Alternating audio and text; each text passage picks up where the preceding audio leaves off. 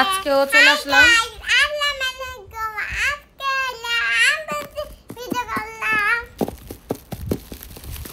সে খুব এক্সাইটেড থাকে সব পার্সেল ওগুলো হচ্ছে খোলার সময়।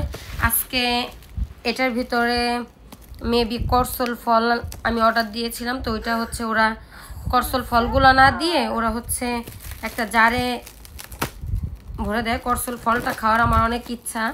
আমি শুনেছি যে এই ফলটা খাইলে নাকি ক্যান্সারের মতন রোগও হচ্ছে সেরে যায়।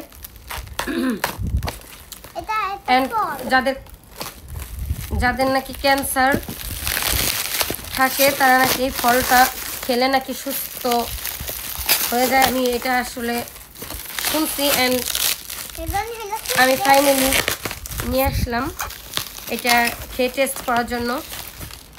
আমার বড় সড়ো কোনো রোগ নেই, তারপর হচ্ছে খেলে তোর ক্ষতি নেই, যেহেতু একটা ফল উপকারী আছে। তো এই জন্যই হচ্ছে আমি মূলত নিয়ে আসছি যে জিনিসটা আসলে খেতে কীরকম হবে।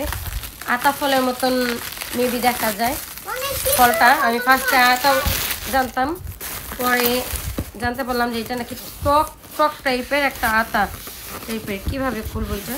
আচ্ছা এইভাবে যেতে কি করে দিচ্ছে। এখন খুলে দেখি। ওয়েট, আচ্ছা খুলে ফাইনাল দেখাই। তো এটা খোলাটা অনেক হ্যাসেল ছিল, তাই এত বড় লং ভিডিও হবে দেখে আপনাদেরকে খুলে হ্যাসেলটা করলাম না। উফ, এটা ফ্রিজ করে দিচ্ছে, অনেক বড় জার। এই যে আচ্ছা এইটাও একটু খুলে দেখাই। ওই ফলটাই করসল ফলটাই হচ্ছে করসল না কি নাম, এটা করসল না, সরি মেবি এটার নাম হয়তো অন্য কিছু হবে।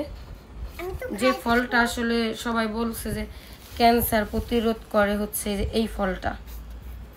আতার মতন দেখা যায়, দেখেন পুরো হচ্ছে ফ্রিজ করে দিচ্ছে যাতে না ঘামে না নষ্ট হয়। এটার একটা জার, 2টা জার আমি আনছি। তো আমি টেস্ট করে খেয়ে অবশ্যই দেখবো অ্যান্ড আপনাদেরও জানাবো যে আসলে খেতে কীরকম।